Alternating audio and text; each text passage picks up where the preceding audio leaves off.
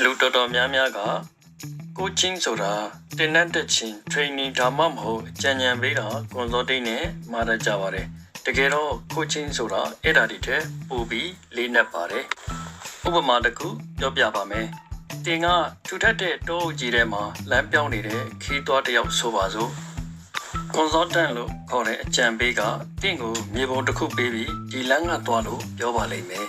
mentor လို့ခေါ်တဲ့လမ်းညွှန်သူကတော့ငါတို့ကဒီလိုသွားခဲ့တာအားနောက်ကလိုက်ခဲ့လို့ပြောမယ်ဒါပေမဲ့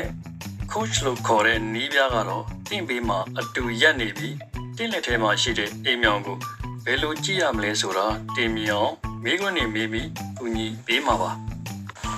တကယ်တော့ coaching ဆိုတာအဖြေတွေကိုအပြင်ကနေလာပေးတာမဟုတ်ပဲတင့်အတွင်းစိတ်ထဲမှာရှိပြီးသားအဖြေတွေကိုတင်ကိုယ်တိုင်ရှာဖွေတွေ့ရှိအောင်လုပ်ပေးတဲ့လုပ်ငန်းစဉ်မှာ coach တယောက်ဟာမှန်တစ်ချက်လိုပါပဲတင်းရဲ့အားသာချက်တွေတင်ကိုယ်တိုင်တောင်တတိမထားမိတဲ့ပိတ်ဆို့မှုတွေကိုမြင်တော့ထင်ဟပ်ပြသပေးမှဖြစ်ပါတယ်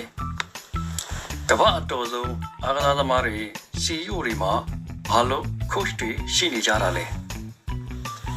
သူတို့ကမတော်လို့လားမဟုတ်ပါဘူးသူတို့ရဲ့အစွမ်းစားတွေကိုတရားရဂိုင်နှုန်းအပြည့်အဝထုတ်သုံးနိုင်ဖို့တွန်းအားပေးမဲ့သူ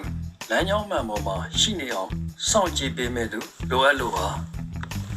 ဒါကြောင့် coaching ဆိုတာတင် जा ပေးတာမဟုတ်ပဲ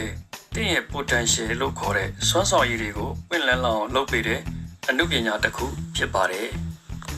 ခုလောက်ဆိုရင် coaching ဆိုတာဘာလဲဆိုတာသဘောပေါက်သွားမယ်လို့ထင်ပါတယ်အစိုးရနားထောင်ပေးခဲ့ကြတဲ့အတွက်အားလုံးကိုကျေးဇူးတင်ပါတယ်ကောင်းသောနေ့လေးဖြစ်ပါစေခင်ဗျာကျွန်တော်ကတော့ကောင်းဆက်လူပဲဖြစ်ပါတယ်ခင်ဗျာ